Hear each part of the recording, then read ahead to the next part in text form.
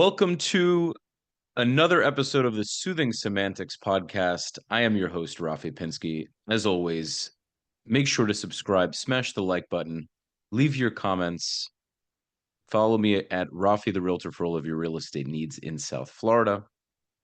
And without further ado, we have Ali from JTV. If you haven't checked the channel out, first of all, congratulations on 300,000 subs. It's a very big milestone. Thank you. It's fantastic. You must be pretty thrilled, huh? Yeah, it's quite wild to me. It's what I thought would be a fairly niche channel. Has turned out to be less niche than I thought. It's amazing. It's amazing. It's great. I really enjoy watching your stuff, man. I really like your feedback on things. It does help. The British accent does help put a nice touch. So that's always good. So okay.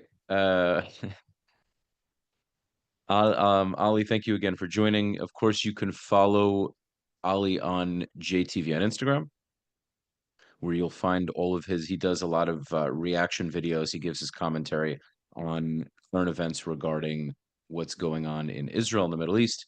So I definitely highly suggest that you go and check his content out. Without further ado, I wanted to get an idea first and foremost of how you started in this space. Because other than the content, I don't know too much about you. Sure, sure. Well, yeah, I mean that's sort of the thing. Like, I've been doing this now for 9 years. I launched JTV in 2016, early 2016. Um, and but it changed. I mean, it just exploded a lot in the aftermath of this war, Israel's war against Hamas, or really Hamas started this war, so I suppose Hamas's war against Israel. And so I just felt this deep need to delve into all these topics and shed light on them, certainly from a Jewish perspective and a sympathetic view of Israel's perspective. But the story of JTV was in my teen years, I grew up in a traditional Jewish household, but I went to non-Jewish schools my whole life and always felt very strongly that sense of I'm a Jew in a world that's predominantly not Jewish, and was very curious about my Jewish identity. Um, in my teen years, I became really inspired about the incredible depth of wisdom found within the Jewish tradition, within Judaism. Um, in my later teen years, I became convinced of the divine truth of the Torah through logical deductions, reading and studying. Decided after a trip to Poland to go and study in Israel for a year in yeshiva, which prior to that trip I hadn't given a moment's thought. Didn't really know what yeshiva was, to be honest, but decided that's what I wanted to do. Came back to the UK after Israel, and I felt this deep void between my love of and passion for my Jewish heritage and belief in it and the importance of it. But feelings there are so many of my fellow Jewish peers who just weren't connected to it. And so at the same time, I started becoming really intrigued by American media, news media, which is very different to British media. In British media and British news, it's all we're very impartial, quote unquote. Telling just here's the news, this is what happened. But in America, people give their, the hosts, the anchors give their opinions, their perspectives. And I loved that. I was like, oh, this is great. I was thinking we really need something like this from a Jewish perspective. There should be a Jewish channel that's done properly and professionally, that can really create entertaining educational content that can inspire hearts and minds on Jewish matters, on Israel. And so over the few years, I kind of decided that what was necessary was some kind of new channel. So it led to setting up JTV, and the purpose of it was to promote positive Jewish identity, Jewish wisdom, and spread the truth about Israel, and touch on very current affairs focused, as well, and also offer some entertaining content as well.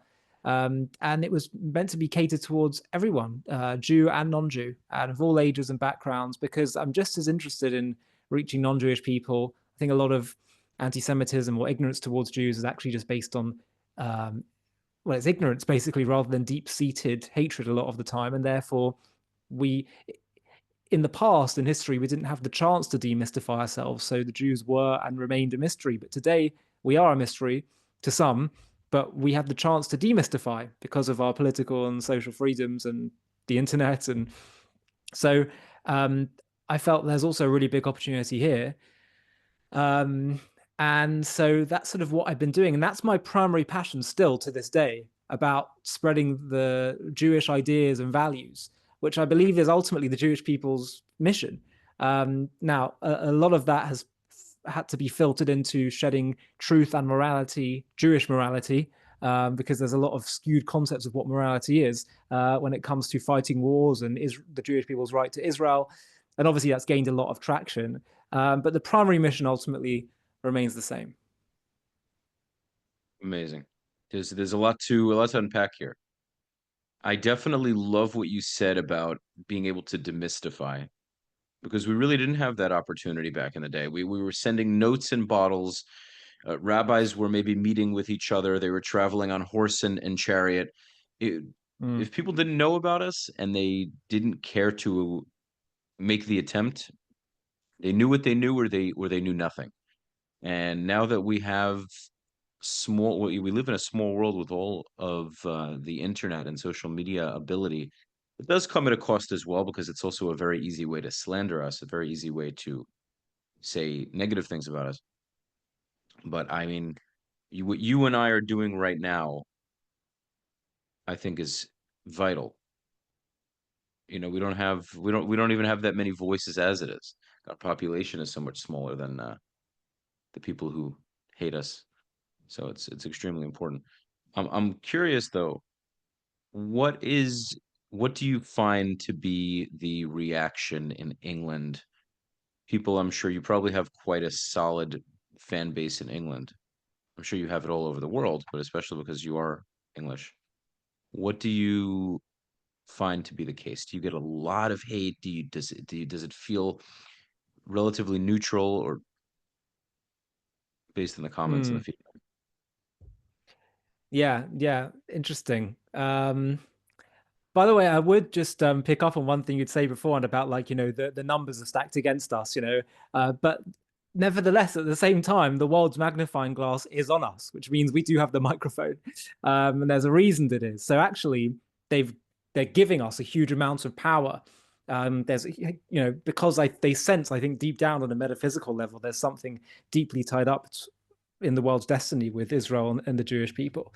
So never be intimidated by our numbers, but or lack of, because that's all part of the deeper plan. But anyway, to your question, um, first of all, I mean, the views on JTV are worldwide, and so it's not. I wouldn't say there's any, it's particularly more noticeable or heavy in any one particular place, even here. Like most of our biggest audience actually in America. Um, so Interesting. sometimes it could be if I'm in America, I might get the odd person, recognize me more, maybe more so. But it doesn't happen that often, to be honest. But London, I mean, I've got to be honest. Even post October 7th, most of my interactions with people and members of the general public, if they recognize that I'm Jewish because I've got a kippah on my head, or because it just comes up in conversation. Most of the time, it's a positive interaction. Occasionally, there's something, and might get a negative comment. I can, count on one hand the amount of times that's happened. I mean, I remember I was in central London a few days after October 7th, and some random, I think it was some Arab guy, just kind of thumped into me a little bit because he could see I was wearing a kippah, and I just kind of said, "Oh, hi, how's it going?" Um, and That is the I most think I was up in the polite British. That is, I mean, I keep mentioning the British yeah. thing, but that Kill does kill seem like with a. politeness. Kill them with politeness. That's my view. Um, Oh my so God, Ali, I couldn't do that. Oh, I couldn't do that. Oh, because I couldn't do they it. want you to rise to it. So I don't know, you I don't know they rise to want the reaction, but at the same time, yeah. it's like I can't let this guy. Yeah, yeah, no, but I respect that so much. I respect that so much. I just couldn't. Yeah, I'm listening. Well, that's it. I think we should, as much as possible, try and be happy warriors, and that kind of feeds into what I was saying earlier. That much as, that word demystify, much as people seem to think we got to fight the anti-Semitism, I say we should be creating pro-Semitism. Give people positive reasons, positive associations with Jews, Judaism, and Israel, because otherwise they'll end up. I mean, this is one of the reasons Holocaust education, they're having this crisis where they're like, why hasn't it worked? And it's like, well, what exactly are you doing with Holocaust education in thinking you'll solve the anti-Semitism issue? You take loads of students who are not Jewish, who aren't that familiar with the Jews and with Jewish history, and you say, this group called the Jews, well, they have been really hated. But not just hated, they're really, really hated. So much so that like this government tried to wipe them out. And so don't hate the Jews because look how much they've been hated. It's a People could take that beautiful. either way, you know what I'm saying? Well, no, there are going to be a So lot of people that there are going to be a lot of people that wonder why and say maybe there was a reason. There's going to be right, a lot of right. people So that what I'm think that saying way. is we need positive associations now. It's otherwise it's too negative and it's on the defensive the whole time. I mean, in some ways that's kind of like the mistake Israel's made with its PR thing, calling it the Israel Defense Forces. Defense sounds defensive. It sounds almost like kind of like a little bit feeling a bit insecure or a bit guilty, maybe, you know. Um, yeah, it's not good to be on the defensive. We should be on the offensive, Interesting. but in a Yeah, I mean, positive sense. I get why they call it that. I think they call it the. I mean, you know why they call it that as well.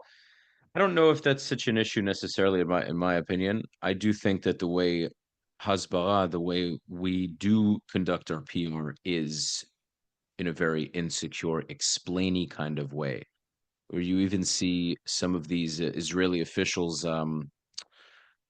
What's his name again? Daniel something. I'm forgetting his name.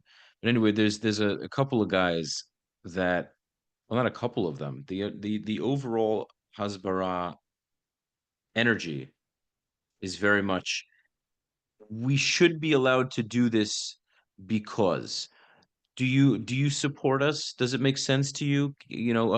We only did this, or we tried to do that, or we attempted to do this, and it almost feels like we're standing in a court of law, and we're expecting all of these people to make the decision as to whether what we did is okay or not. We're always Yeah, justifying, and that's very problematic. Right away, people are thinking psychologically, these people are always trying to justify everything.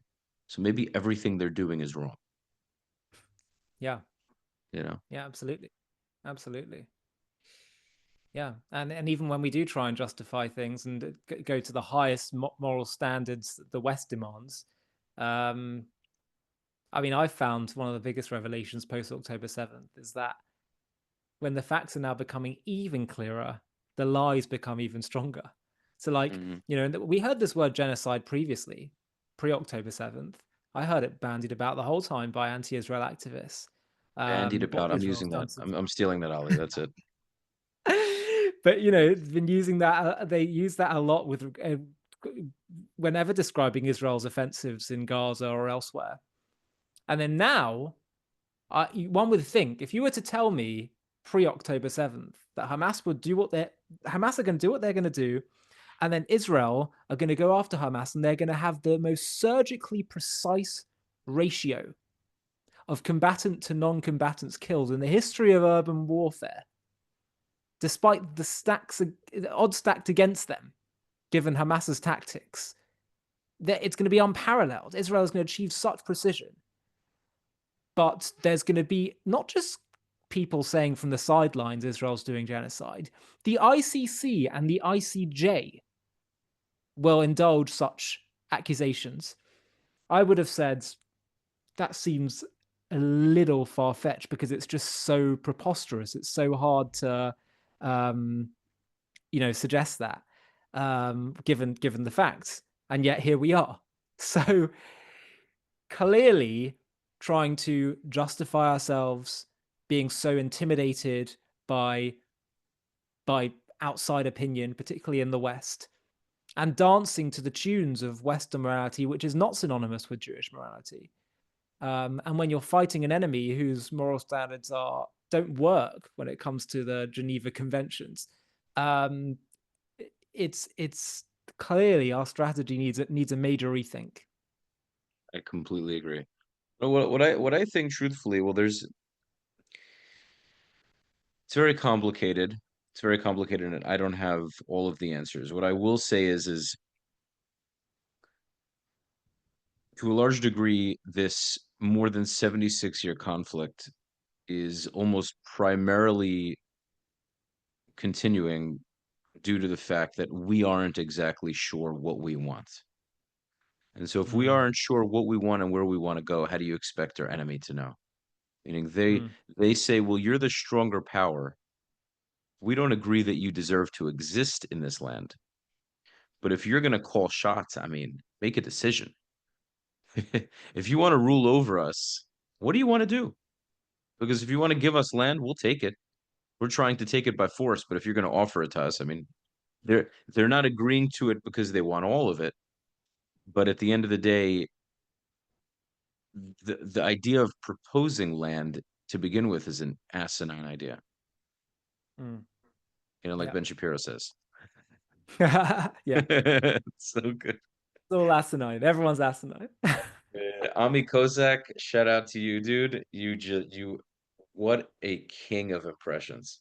Unbelievable. And you know what?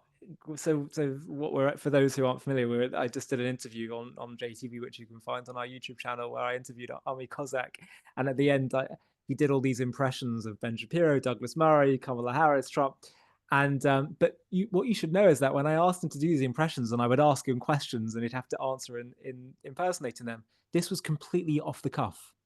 This was I did not warn him beforehand. So there's his mind works faster than Ben Shapiro talks. It's very, very impressive. Very impressive. He's got a Yeah. real knack for impressions. Real knack for it. He could make a lot of money doing voiceover. I mean, if there's still an industry for that. His Jordan Pete, have you heard his Jordan Peterson? It's Yeah, he unreal. did it. He did it during the interview. It was so good. Oh, okay, I missed that. It's a really I really really appreciate the same way like what do you call it? Like a sommelier appreciates a good wine. I really appreciate the detail behind a good impression. Right. And it's he's really up there. I mean, There's a brilliance to it, the ability to pay attention to the tiny little nuances in someone's voice and tonality to get everything down when with Douglas Murray, how he gets that like huh sound he does, that yeah, kind of uh cracking voice when he does the C. yeah. It's so on point. I love that. It's great. Yeah. Okay, so back to just trying to think here. By the way, did you think my David Attenborough was at all decent? Be completely honest. Was it terrible from a Yeah. 1 to 10? No, it was good. It was good. It was good. I Yeah. love I love Americans doing British accents. It's always just so humorous to me because it's like it's always very close, but not quite. So it's like just such a great caricature. And it just Yeah. basically exaggerates all the things we do and particular points in which we say words. We So I have no, to I loved it. exaggerate it. We have to exaggerate it. Yeah, yeah. I love that video. I Yeah, just put that on the yeah, yeah. great. I would love to honestly, I'd love to post that. I wonder what people would think. The So yes, as far what I was saying as far as Israel and Jews being decisive, I think this is the biggest problem. It's the biggest challenge. Obviously, we have Jews that don't believe the state of Israel should exist either. We have the Norman Finkelsteins of the world and the Torah Kartas of the world. Unfortunately, they aren't the only ones. And so I would say very confidently that until we are certain of what we want to do and where we want to be, we'll continue to be in conflict because the Arabs are saying to themselves, well, if you're going to incentivize us to keep fighting you to eventually defeat you, we'll do it. We'll do it. As long as you give us Yeah, as long as there's a hope and belief that we can, we'll do it. And we haven't, unfortunately, we haven't been doing what we need to do to pretty much tell them this isn't worth it. And you would think we have through all these wars, the 6 Day War, Yom Kippur War, the the War of Independence. The last few Gaza wars, you would think, oh well, we hit them pretty hard. Doesn't matter because we kept pulling out. Absolutely. We eventually a ceasefire came and nothing really came out of it. And so they know if we're patient enough, we may have a chance. Yeah.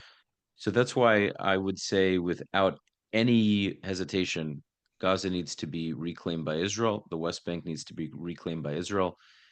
There's no two-state nonsense.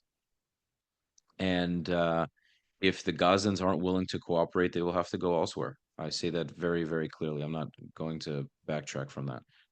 So it's And interesting because yeah, my go ahead. question though is why. Sorry to interrupt you, by the way, but just Oh, a go ahead. question I would pose to you is because I've often wondered this is what is holding Netanyahu back from doing that, from being much more clear? Do you think it's his own beliefs or lack of clarity on this, or do you think it's more outside forces that are strangleholding him?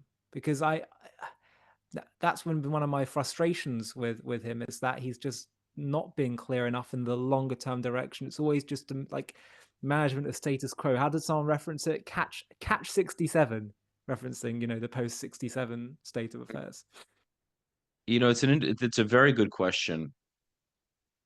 I do think that maybe spiritually he isn't very connected to this idea. I do think he Yeah, believes in Israel. I think he's a very proud Jew. I think people sure. give him a lot more shit, excuse my Portuguese, than you don't seem like the cussing type, unless maybe when you're angry, very angry. Yeah. Oh I golly try gee. to avoid Oh golly gee. the problem with Anyway, cussing is that you end up if you do it regularly, then you can end up saying it in a circumstance where you really don't want to be saying it. So my mum I have a raised me pretty well. good We try to avoid it. that's good. I have a pretty good control on my cussing. I don't do it all that much. I do it, but it's not I do it more to express myself in a if I need to really enunciate, not enunciate something. If I need to help me out here. If I need to Express yourself to get something off your not even chest. express, sure, but when you're saying I Emphasize. emphasize is definitely a good word, yes. Sometimes the F bomb needs to really be thrown in there to really bring the point home. It just does. It just does. You know? Saying I was pissed or I was fucking pissed is a very different it just is. It just is. Okay. Anyway, with the with BB, I think BB definitely isn't as connected to spirituality as maybe he should be. Yeah, because my sense is Because his if you heart is in the right place. It's I just agree. that I think so too. there's a disconnect. Yeah, I think so too. And I think at the end of the day, there's a tremendous amount of pressure. I love when people are so quick to throw shade at him, whether they're yeah, Israelis, Jewish Americans, or people in general, people who support Israel but have this crazy judgment when it comes to Bibi. mm, Do you have any mm. idea what kind of stress that individual's under on a daily I basis? know. The kind of pressure I don't know Yeah, how that guy gets a second of sleep every night. I really I don't know know. how a guy sleeps. I I can't. know. Hold on. Okay. I can't imagine how he does. He's got to deal with the hatred that he gets. People putting up the devil signs in the streets of Europe and in the Arab world, and just everyone thinks he's evil and he can't walk through the street. I'm sure people say the most horrible things to him if he walks anywhere. So daily life, he's got to be super concerned of where he goes. It's very tough. We don't have to go down the rabbit hole of why it's hard for Bibi, but it's not easy for the guy. And he knew that when he decided to take office for the last 16 years or so, however long he's been in the seat. And so I can't really speak about the pressure he's getting, but what I will say is if he's not going to do what needs to be done, we need a leader who will be. And I'm hoping that this will be the last major war for a very long time because Romanis Friedman talks about. I know you're a fan of his as well, as far as I know, right? Yeah, So oh yeah, he's one of my rabbeim. yeah, he's incredible. I've had him on my show 3 times. So 40, he according to Rabbi Manis, and I believe this is a Torah point, a halachic point. Peace means 40 years of peace, essentially. Okay, Mm. and so if this war can be decisively won then hopefully, I mean, we're in the region we're in, so I wouldn't count on it. 40 years is a hell of a long time. But we need somebody who's going to annex the Gaza. It has to be annexed. It has to be. It has to be. We have to stop dilly-dallying about this. And the West Bank does as well. And so I actually, there's somebody I really like, and I want to talk to him, and I'm going to say on air. I don't know if he's going to listen to this episode, so it's fine. But because I'm going to put him on the spot, I'm going to say, if you wanted to run for prime minister, I'd vote for you. His name is Tzvi Chaskeli. I don't know if you've heard of him, but you should definitely check him out. I'll show you some of his stuff. I'll just send you some things that he's done. But he's born and bred Israeli. He is about tshuva. He is a journalist, and he's gone all over Europe, going undercover, dressed as a Muslim guy, interviewing people in different parts of Europe, and he's done documentaries on it. Very professionally done. Mm. He's interviewed Palestinian terrorists in different parts of the West Bank. I think he's been in Gaza before. Um, as far as I know, he might have been an ex-special forces guy. I'm not really sure. I have to do my research on that, but he's really something. And I think the Arabs would have a level of respect for him that they didn't have for all of the previous prime ministers. And I think we need someone like that. And I hope he's willing to consider it because I think, yes, there would probably be a lot of pushback initially, but the Arabs would say this guy's the real deal. He's the Jewish guy that Israel hasn't had all this time. He's religious. He's a spiritual person. He believes in God. Yada yada. And I think they're going to have a certain kind of reverence for him and say, okay, you know what? We still want this land to be Muslim, but this seems to be legitimate. We're not going to play any games. We're gonna do what they want us to do, and things will be Mm. fine. I know I'm just throwing things out there. I'm really throwing darts at the wall here, but I think if you listen to him, if you hear what he says, I think you'll very much take a liking to him, considering you're a religious guy, spiritual guy yourself. Great. I look forward to checking him out. He's great. I see what happens. We'll see what God wants. But I think that's part of our issue. Part of our issue is as Jews who we haven't had a land in over 2,000 years, and now that we finally came back, we're really not very good at this conquest thing, or reconquest, if you want to call it. We're noobs, we're rookies, Mm. and now we're trying to figure it all out, and it's complicated. Yeah. Yeah. Yeah, Yeah. it is. It's one of the biggest mistakes that it sounds like this journalist that you mentioned is kind of realizing is that we have really, since Israel's reestablishment, been justifying Israel and doing the PR war by talking to the West and dancing to the West standards, completely ignoring the fact that we're in the Middle East and this is a war in the Middle East, and we have to talk their language. And the two things that they respect is uncompromising strength and people that invoke the name of God in what they do. Absolutely true. And when it comes to those 2 points, those two specific points, what have we done?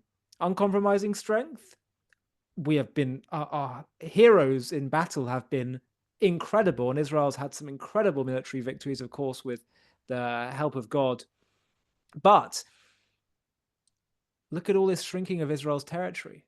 Look at these, how we have come to accept this idea that we could trade hundreds or thousands of Arab murderers and terrorists for hostages.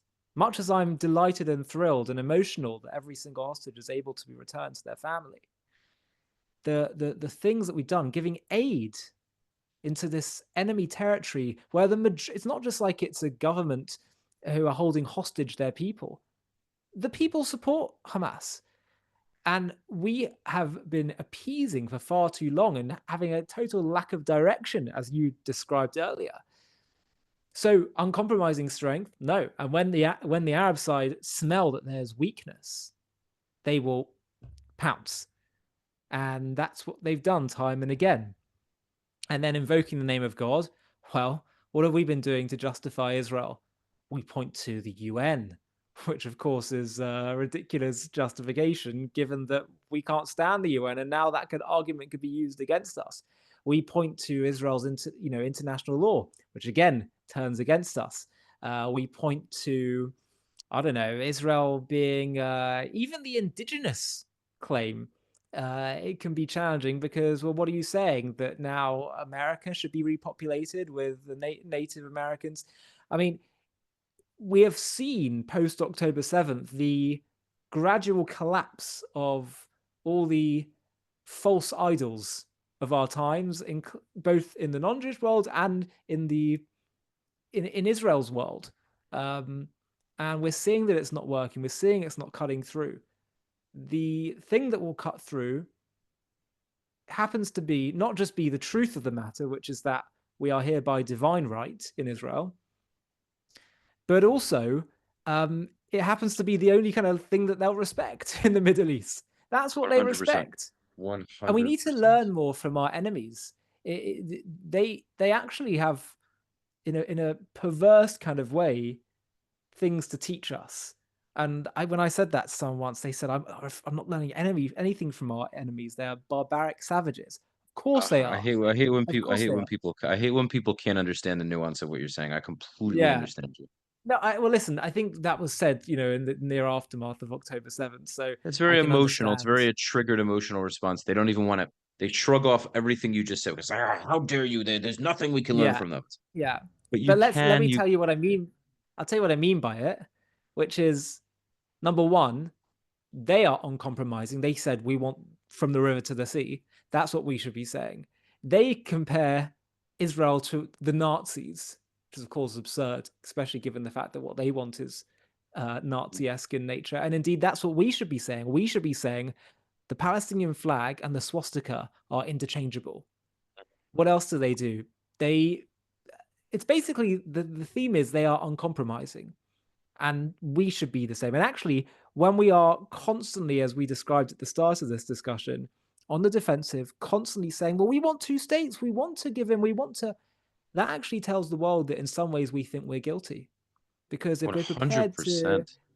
if we're prepared to, split up what we think is our land, that sort of shows, and they say, no, it's our land from the river to the sea. Who sounds more like they believe in what they're saying, and Right. which one sounds more compelling? 100%. And I love what Rabbi Manis said on one of my episodes. He goes, "When you offer the Arabs land, they go, huh, who are you to offer me my land?" Mm, And when I've said this many times on episodes after I heard this, after he articulated it to me, and I said that's incredibly true.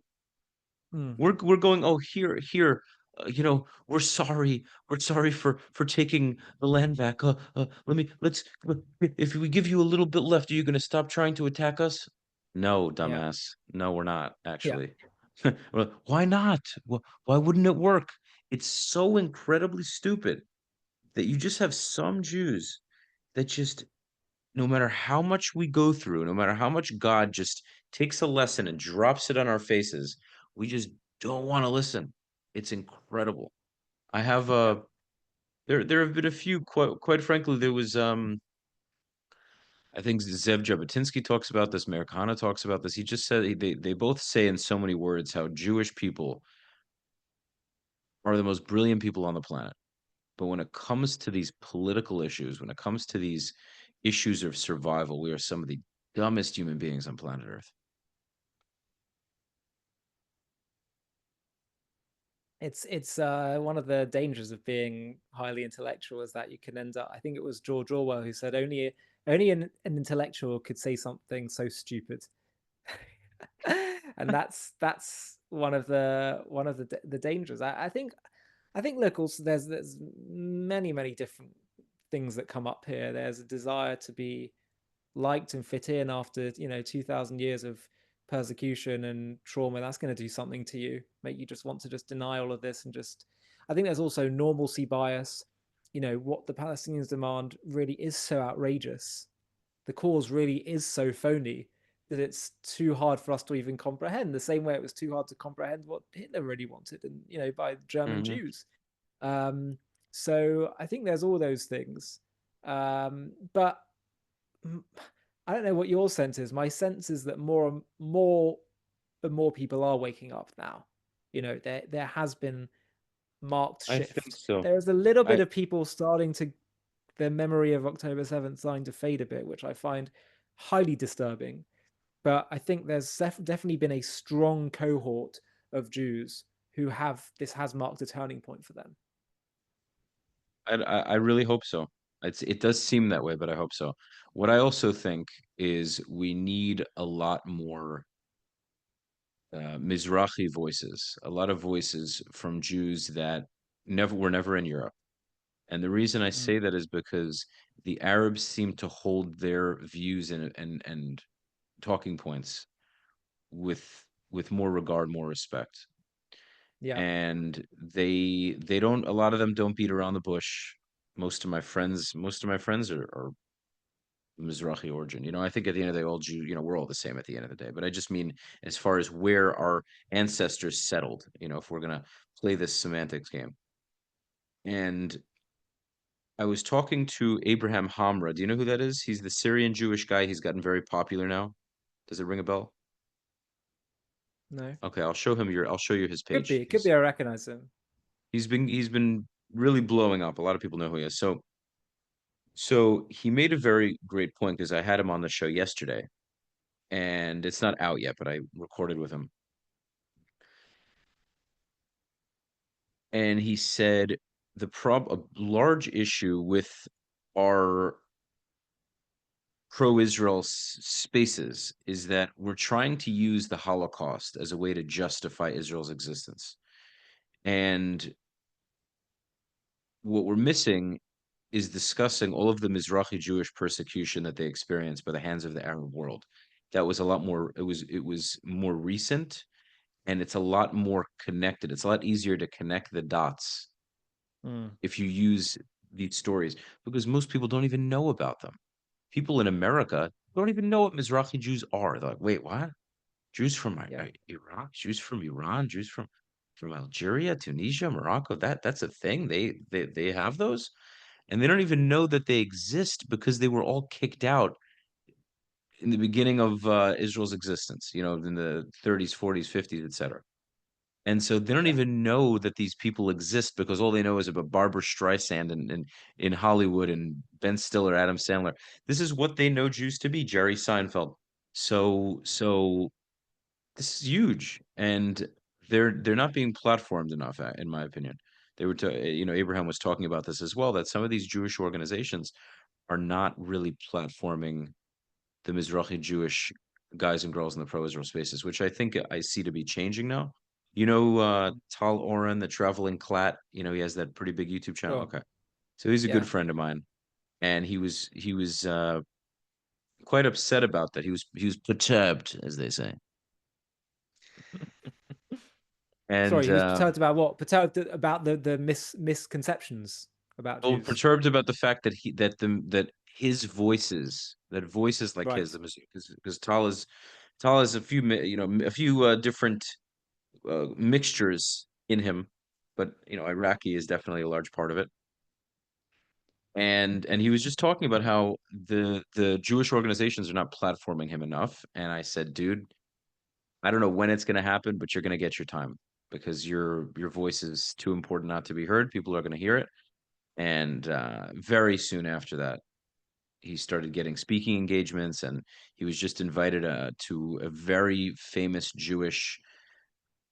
Is Roseanne Barr a comedian? Have you heard of Roseanne Barr? Yeah.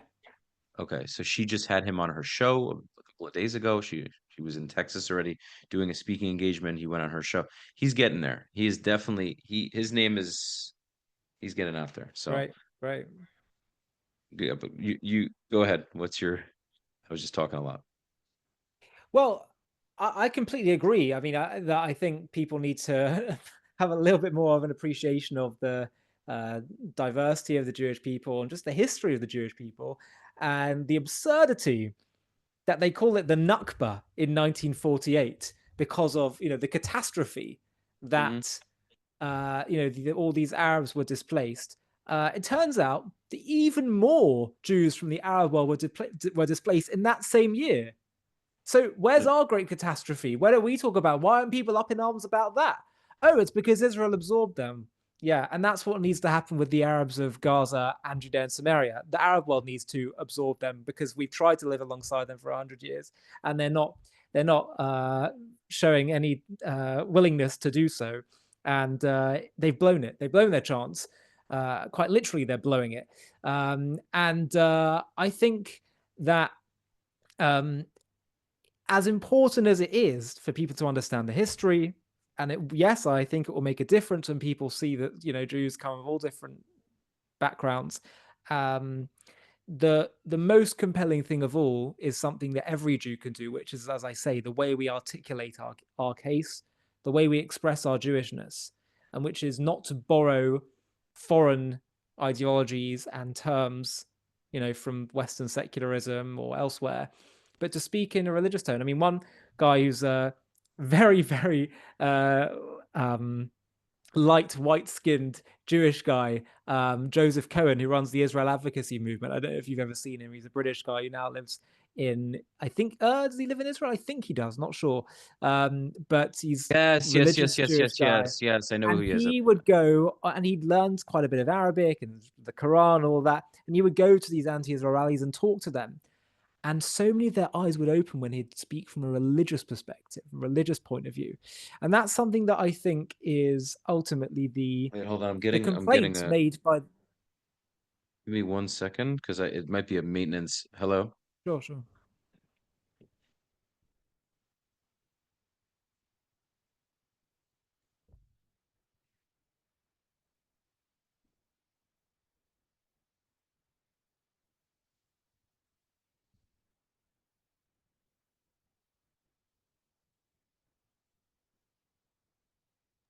Okay, I had somebody that has to come and fix something and fix my toilet. So, No worries. no, No he's not here worries. now. It'll be hilarious. Okay.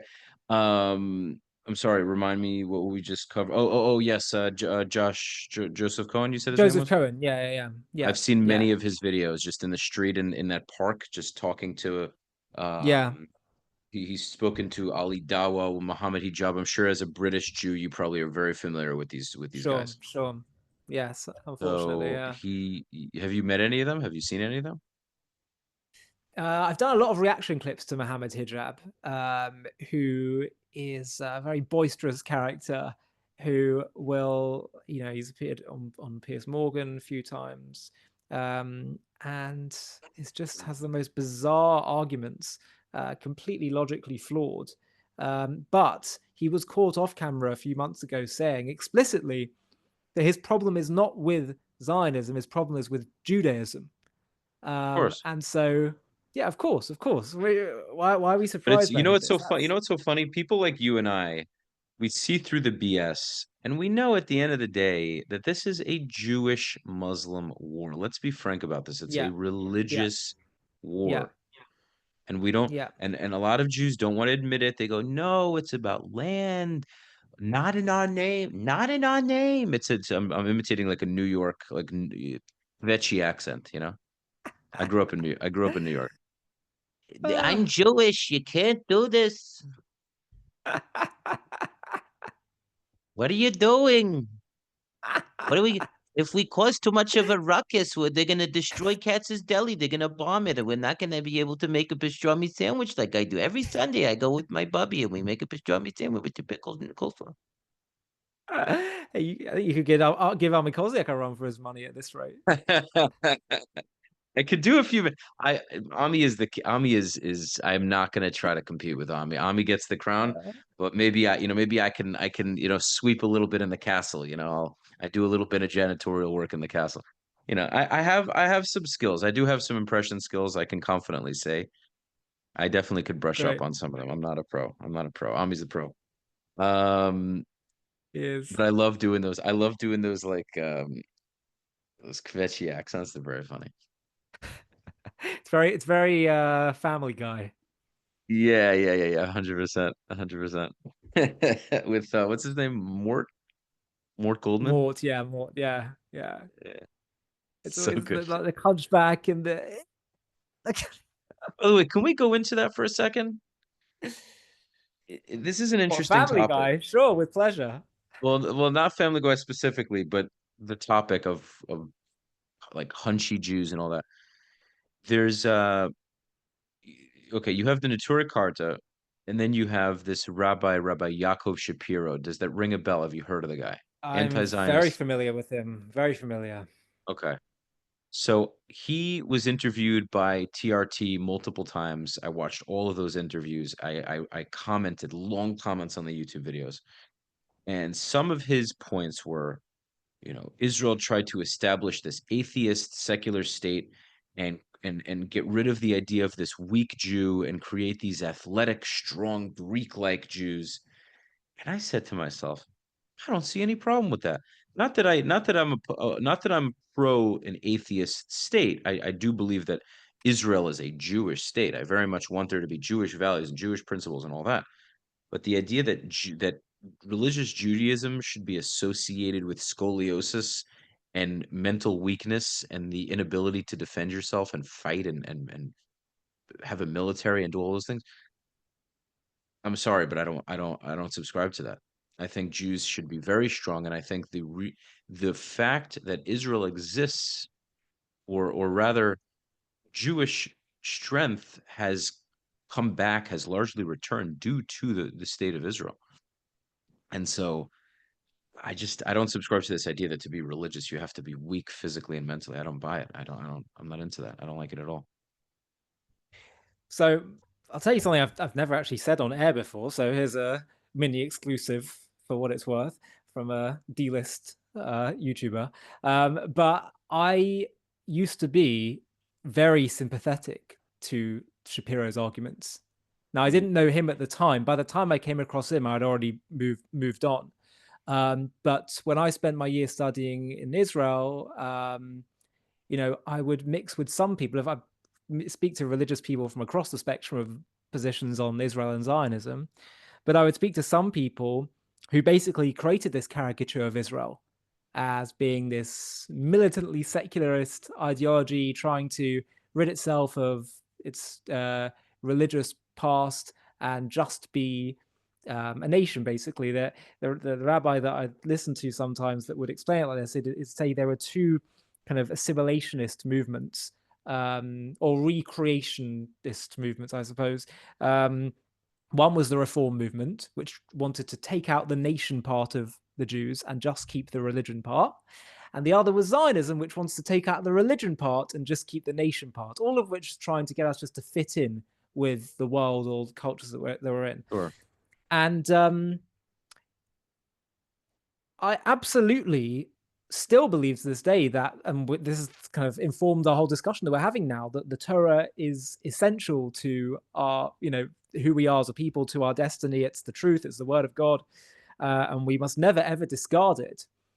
But what I came to realize over time, by the way, I was never to the extreme of like we should dismantle Israel and all that kind of stuff that Shapiro advocates. Right. But I was sympathetic to this idea that I didn't want to, we absolutely must defend Jews. Jews are in the land of Israel now, great. But how much did I feel about the cause of Zionism? Had very mixed feelings. But Mhm. over time, just with more thinking, more digging, more discussing and delving into this, I realized two things. Number one, that this description of Israel as this kind of secularist atheist state, it's a caricature, and it's even if it were the case, it's not the case anymore. And yes, Israel isn't where I think it should be on the Torah front. And by the way, I'm not calling for like some kind of uh, kind of what's the word, theocracy, Theocracy. Yeah. but a state, but I'd like to see us happening from the ground up, from the grassroots, and that's Right. my Right. point. When you look at the grassroots in Israel, there has been we are seeing shifts, significant shifts towards religiosity and Jewish practice and reconnecting with Judaism and Jewish faith. Usually happens Um, through tragedy. I almost feel like that's why God does it. God does it to kind of force us to come back to our roots.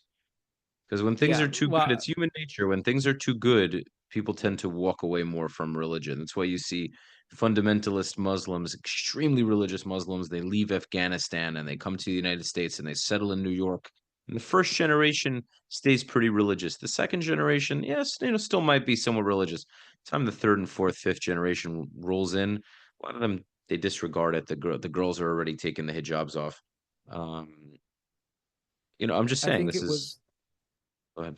yeah, I think it was the Kotzker Rebbe who said, if the Jews don't make Kiddush, the nations will make Havdalah. And I think what's happened is, um, and this happens time and again throughout history, we were so, I think one of the things that bemused Jews so much post October 7th is, why is there such a determination to get us by Hamas?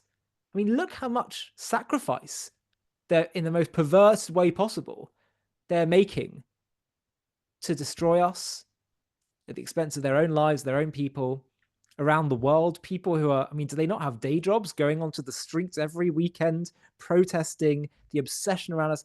And it's awoken within us, the Jewishness within us, and the Jewish soul within all of us. And also the fact that if it's the darkest ideologies out there that are their primary target is the Jews, making us all kind of think, well, maybe darkness hates light. Maybe there's some real light within all of us that that we never even realized was within all of us.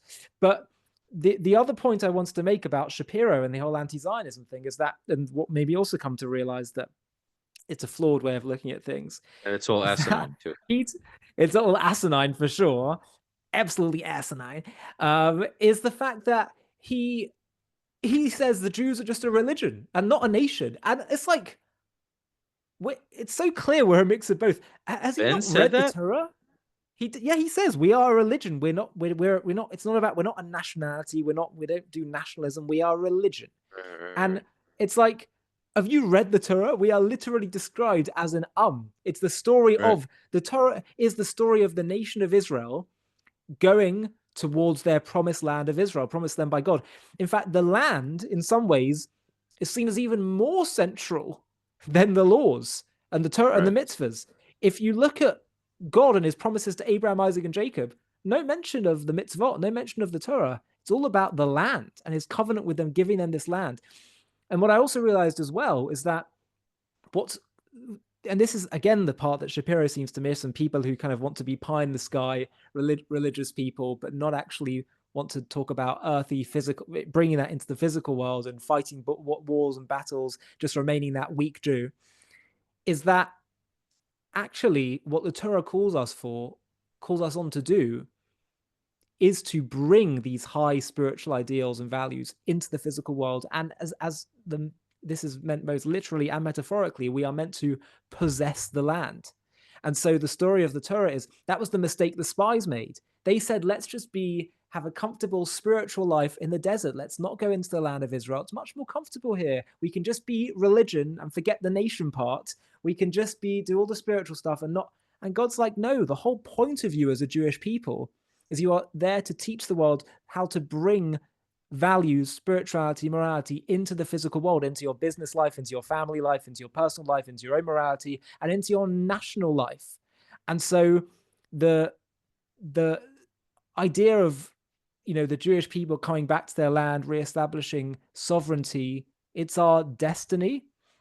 And certainly when it comes to fighting for the Jewish people and the Jewish people's right to be here and protecting their sovereignty and our security, I cannot think of any higher mitzvah than that.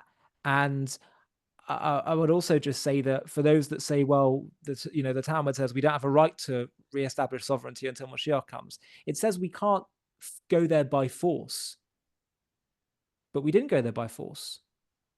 We went there through legal means of migration, and then the international community agreed to our re-establishing sovereignty there in 1947. So, and then of course ratified it in 1948 when Israel declared independence. So we didn't do it by force, and yes, is the state of Israel certainly not perfect, but that's the whole point. We should try to improve things. We should try and bring more Jewishness and Judaism into uh, Israel's life. Beautifully said. But what I would just say as far as the taking of Israel by force, yes, we did have the Balfour Declaration. At the end of the day, we knew that inevitably we would have to fight for it, though, because there were wars that attempted to take away, remove that sovereignty. Yes, But but I I'm don't. I saying that those wars happened after the international sure, yeah, community said we agree right, to right. it. I So think though. I think that at the end of the day, God wouldn't have allowed us to have it if He didn't want us to. I think that's I'm personally not. I mean, listen, how could we possibly ignore all the miracles that we've seen in it's 48, insane. It's 67, insane. It's etc., insane. It's etc.? for But, but I don't. I'm still hesitant to draw any conclusions about what God has in mind or doesn't have in mind. I Mhm. simply look to what is His instruction that He gives us in the Torah, Right. and His instructions in the Torah and the Talmud to me are clear, and it informs the views that I have. Sure. That's valid. Yeah, We're back, baby. That's it. As you and I don't live there. It's a hopefully weird thing. soon. Why is that though? You and I let's like break that down for a second because I think it's a good question. You know, we both love Israel so much. We both love the Jewish people so much. We spend so much of our waking life talking about such a thing, but yet neither of us live there. And I have my answers, but I'm just curious. Yeah. You think about it sometimes? Of course, it's regularly on my mind. It's regularly on my mind, and it's a very uh, clear possibility. And I, I mean, not much doubt that that will be where we end up. Where I end up certainly. Um, but the what you ask why I'm not there yet. Mhm. I have a couple of reasons. The first is that we still have a lot of Jewish communities here in the diaspora, including one in London, which I'm a part of and try to be a key member of. And for as long as we are here, I think you shouldn't just abandon one's fellow Jews as well, especially when there are communities here. Um, Secondly, it's unclear to me on a philosophical level whether it is Jewish destiny for us to all be in the land as a final kind of home resting place. It's unclear. Certainly the majority, it seems. But and this is actually something I talked to Rabbi Manis Friedman about, um, where he actually says that really the work of Judaism, Torah, is we're trying to make the entire earth a holy land. And so part of actually on a Kabbalistic level, the purpose of the exile was actually a Jewish form of colonialism, believe it or not. We're meant to try and go out there to spread Jewish ideas and values to the whole world. And I think that's something we can be doing by being stationed throughout the world as well. And so, of course, there are certain mitzvot and things that we can only do as a nation in the land of Israel. But for as long as I feel I certainly have responsibilities here, and also I think would be able to actualize my service and role for the Jewish people most effectively at the moment from where I'm based, I think there's strong moral and reasonable grounds to be here for now. But as I say, I do think that you know this is Israel's where we're most likely going to be heading. Right. Right. I definitely hope to be there. I definitely hope to be there at some point, Yeah, I mean, especially it's when also I'm not older. just it's not just about what we're doing, what I'm doing. Certainly, it's about it's not just about a plot of land and is the Jewish people being a plot of land. It's about the Jewish people as a whole, and fighting for them is regardless of whether they're in Israel and also whether they're in France or wherever. Um, and as I say, also it's about the transmission of ideas and values that I believe are meant to be universal. Yeah.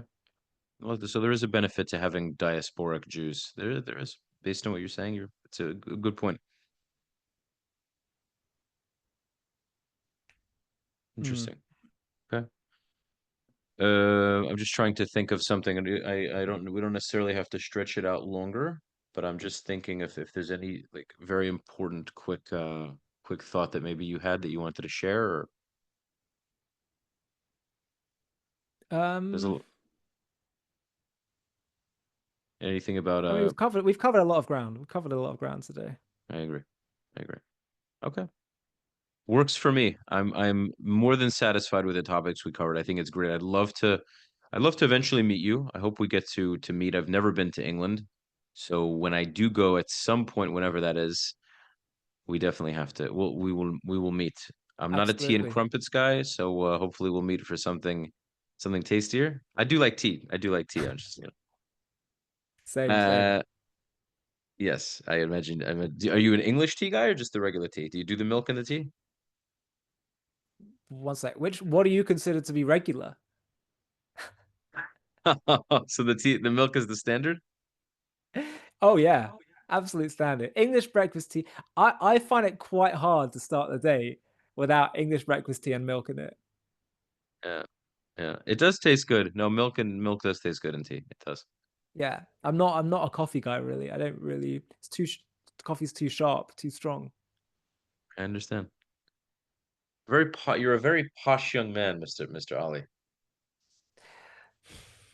What can I do? It's one of those things where accents, one of those things that is entirely largely out of your control. It's just that you kind of reflect on the way your parents spoke, I and know, I know, you know, totally. This is maybe just a dumb stereotype that Americans have of all British people. You could be living in a shack. You walk out of your tent in the middle of a dangerous neighborhood, and you're like, "What a wonderful morning!" And he goes, "Yes, a wonderful morning to you, sir." And you go, "Oh my God!" And then you go back to your little hut, but no, all but we I accept. I definitely am on the probably the posher end of the spectrum when it comes to English accents, without doubt. You have some people talk a bit more like that. When they're making right, points, like right. it's a bit rougher. Like we've got to understand this or that. Or you'll have people who are just Cockney, or I don't know. There's a variety, Yes, I, but I know the difference as well. I know the difference as well. Yeah, there's a UFC fighter, Paddy Pimblett. You've probably heard of the guy. I don't know. Well, you're I'm not not into a big okay, UFC follower. okay. But anyway, he's got that very that rascal kind of British accent, where you tell he's from the streets and all that. Um, it's great. He's great. Ladies and gentlemen, boys and girls, sheebs and sheebs, it has been a pleasure, an My absolute lords and pleasure, ladies. lords and ladies. Mr. Potter. Mr. Potter. Right. It has been an absolute pleasure spending time with Ali at Gryffindor this afternoon. Um, Gryffindor common room.